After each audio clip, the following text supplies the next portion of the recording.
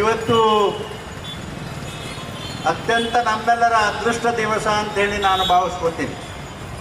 ಅದು ನಮ್ಮ ಪೂಜ್ಯ ಸಿದ್ದೇಶ್ವರ ಸ್ವಾಮೀಜಿಯವರ ನೆನೆಸ್ಕೊಂಡು ಅವರ ಚರಣ ಕಮಲಗಳಿಗೆ ನಮಸ್ಕರಿಸಿ ಇವತ್ತು ಇಲ್ಲಿ ಬಂದಿರತಕ್ಕಂಥ ನಮ್ಮ ಪಕ್ಷದ ಅಧ್ಯಕ್ಷರು, ಪಕ್ಷದ ಹಿರಿಯರು, ತರುಣ ಮಿತ್ರರು, ಶ್ರದ್ಧೆಯ ಸಹೋದರಿಯರು, ಪತ್ರಿಕಾ ಬಂಧುಗಳು, ಇದು 12ನೇ ವರ್ಷದ ನರೇಂದ್ರ ಮೋದಿಯವರ ಒಂದು ಸಾಧನೆಯ ಬಗ್ಗೆ ಬಹಳ ಚೆನ್ನಾಗಿ ಅರುಣ್ ಚಾಪೂರ್ ಅವರು, ನಮ್ಮ ಮಲ್ಲುಗೌಡರು ಬಹಳ ಚೆನ್ನಾಗಿ ಹೇಳ್ಯಾರ. ಆದರೆ ಎದರಲ್ಲಿ ಕಡಿಮೆ ಬಿದ್ದದ್ರಿ? 12 ವರ್ಷದಲ್ಲಿ 70 ವರ್ಷ ಈ ದೇಶ, 60 ವರ್ಷ ಈ ದೇಶ ನಡೆಸಿ ಏನಾರೆ ಮಾಡಿದ್ರೇನ್ರಿ ಈ ದೇಶಕ್ಕೆ? ಹೇಳ್ರಿ ನೋಡೋಣ. ಒಂದರೆ ಬಿಜಾಪುರ ರೋಡ್ ಖಂಡಿತ ವಾಜಪೇಯಿ ಅವ್ರು ಬಂದ ಮೇಲೆ ಸೊಲ್ಲಾಪುರ ಚಿತ್ರದುರ್ಗ ರೋಡ್ ಆಯಿತು ವಿನಃ ಅವ್ರ ಅಪ್ರಾಣಿ ಒಂದು ಕೆಲಸನೂ ಕೂಡ ಅವ್ರು ಯಾವತ್ತೂ ಮಾಡಲಿಲ್ಲ. ಆದರೆ ಡುಬ್ಬ ಚಪ್ಪರಿಸ್ಕೋತಾರ, ನಾವು ಭಾಳ ಮಾಡಿದೆವು. ಏನು ಮಾಡಿದ್ರಿಪ್ಪ? ಅವ್ರು ಹೇಳಿದ್ರಲ್ಲ, ಏನು ಕರೋನಾ ಸಂದರ್ಭದಲ್ಲಿ ಒಂದು ವೇಳೆ ಭಾರತೀಯ ಜನತಾ ಪಕ್ಷ ಮೋದಿ ಅವ್ರು ಇರದೇ ಇದ್ದಿದ್ರೆ ರಸ್ತೆಗೆ ಹೆಣಗಳು ಬೀಳ್ತಿದ್ವು ಅಂತಕ್ಕಂಥದ್ದು ಬಹಳ ಸ್ಪಷ್ಟವಾಗಿ ಈ ಸಂದರ್ಭದಲ್ಲಿ ನಾನು ಹೇಳಲಿಕ್ಕೆ ಬಯಸ್ತೀನಿ. ಯಾಕಂತಂದ್ರೆ ಅವ್ರಿಗೆ ಯಾರ ಬಗ್ಗೆನೂ ಕಾಳಜಿ ಇಲ್ಲ. ದೀನ ದಲಿತರ ಬಗ್ಗೆ, ಮುಸ್ಲಿಮರ ಬಗ್ಗೆ, ಹಿಂದುಳಿದವ್ರ ಬಗ್ಗೆ. ಆದರೆ ಏನು, ವೋಟ್ ಬ್ಯಾಂಕ್ ಮಾತ್ರ ಬೇಕು.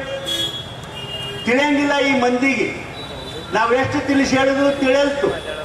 ನೋಡ್ರಿ, ಇವತ್ತು ನರೇಂದ್ರ ಮೋದಿಯವರು ಇವರೊಬ್ಬ ಅದೃಷ್ಟ ಪುರುಷ ಈ ದೇಶಕ್ಕೆ.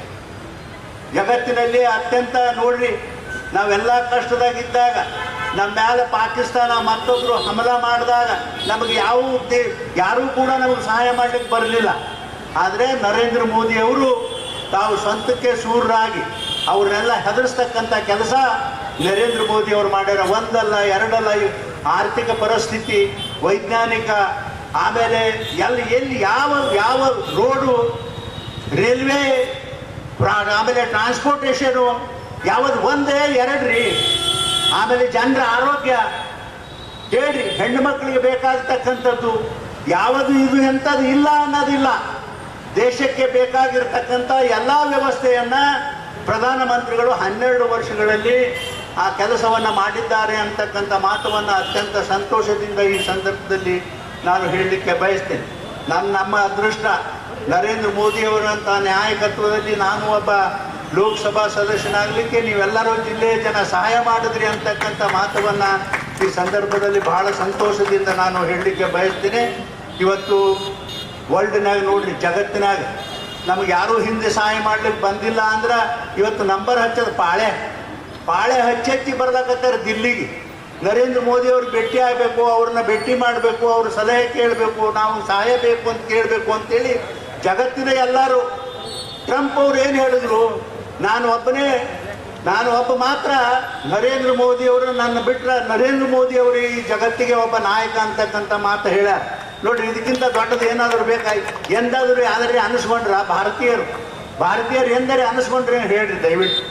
ಅದಕ್ಕಾಗಿ ನರೇಂದ್ರ ಮೋದಿಯವರ ಸಾಧನೆ ಈ ದೇಶದಲ್ಲಿ ಅತ್ಯಂತ ದೊಡ್ಡ ಸಾಧನೆ ಅಂತಕ್ಕಂಥ, ಹಿಂದೆ ಯಾವತ್ತೂ ಕೂಡ ಯಾರೂ ಮಾಡದೇ ಇರತಕ್ಕಂಥ ಸಾಹಸವನ್ನು ಮಾಡಿ ಈ ದೇಶದ ಜನರಿಗೆ ರಕ್ಷಣೆಯನ್ನು ಕೊಟ್ಟು, ಈ ದೇಶದ ಜನರಿಗೆ ಬೇಕಾಗಿರ್ತಕ್ಕಂಥ ಸಂರಕ್ಷಣೆಯನ್ನು ಕೊಟ್ಟು ನಮ್ಮನ್ನೆಲ್ಲ ಬದುಕಿಸಲಿಕ್ಕೆ ಪ್ರಯಾಸ ಮಾಡಿದ್ದಾರೆ ಅಂತಕ್ಕಂಥ ಮಾತವನ್ನು ಈ ಸಂದರ್ಭದಲ್ಲಿ ಬಹಳ ಸಂತೋಷದಿಂದ ಈ ಸಂದರ್ಭದಲ್ಲಿ ನಾನು ಹೇಳಿ, ಇವತ್ತು ದೇವರ ಇನ್ನೊಂದು ಸ್ವಲ್ಪ ದಿನ ಅವ್ರಿಗೆ ಆಯುಷ್ಯ, ಆರೋಗ್ಯ, ಅಧಿಕಾರ ಬೇಕು ಅವ್ರಿಗೆ. ಎಷ್ಟು ದಿವಸ ಅಧಿಕಾರದಲ್ಲಿ ಇರ್ತಾರೆ ಅನ್ನೋದು ಯಾರು ಜಡ್ಜ್ ಮಾಡ್ಲಿಕ್ಕಾಗಲ್ಲ. ಭಾಳ ಜನ ತಿಳ್ಕೊಂಡಾರ.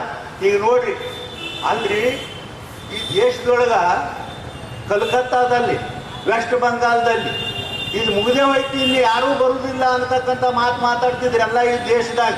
ನೋಡ್ರಿ, ಅಂಥ ಜನರನ್ನ ಎಲ್ಲರನ್ನ ಚುನಾವಣೆಯಲ್ಲಿ ಸೋಲಿಸಿ ಆ ಪಕ್ಷದ ಎಲ್ಲ ಜನ ಅಂಜಿ ಎಲ್ಲರೂ ಕೂಡ ಇವತ್ತು ಭಾರತೀಯ ಜನತಾ ಪಕ್ಷಕ್ಕೆ ಸೇರಿಸ್ತಕ್ಕಂಥ ಕೆಲಸ ನಡೆದದು. ಇದು ಸಾಮಾನ್ಯ ಕೆಲಸ ಅಲ್ಲ, ಇದು ಒಂದೇ ಅಲ್ಲ.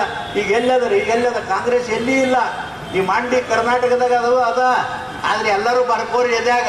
ಇದೇನು ಭಾಳ ದಿನ ಈ ಕರ್ನಾಟಕದಾಗ ಸರ್ಕಾರ ನಡೆಯೋದಿಲ್ಲ. ಇಷ್ಟು ಮಾತು ನಾನು ಇದು ಭವಿಷ್ಯ ಅಂತೇಳಿ ನಾನು ಹೇಳಲಿಕ್ಕೆ ಬಯಸ್ತೀನಿ ಅಂತಕ್ಕಂಥ ಮಾತವನ್ನು ಭಾಳ ಸ್ಪಷ್ಟವಾಗಿ ಈ ಸಂದರ್ಭದಲ್ಲಿ ಹೇಳಿ, ಮುಂದಿನ ದಿನಮಾನಗಳಲ್ಲಿ ಮೋದಿಯವರಿಗೆ ಒಳ್ಳೆಯ ಒಂದು ಶಕ್ತಿಯನ್ನು ದೇವರು ಕೊಡಲಿ, ಈ ದೇಶವನ್ನು ಇದೇ ರೀತಿ ಸಂಪೂರ್ಣವಾಗಿ ನಡೆಸ್ಕೊಂಡು ಹೋಗಲಿ ಅಂತ ಹೇಳಿ ಭಗವಂತನಲ್ಲಿ ಪ್ರಾರ್ಥನೆ ಮಾಡಿ, ಸಿದ್ದಪ್ಪ ಸ್ವಾಮೀಜಿಯವರಿಗೆ ಕೂಡ ಪ್ರಾರ್ಥನೆ ಮಾಡಿ ನಾನು 2 ಮಾತು ಮುಗಿಸ್ತೀನಿ.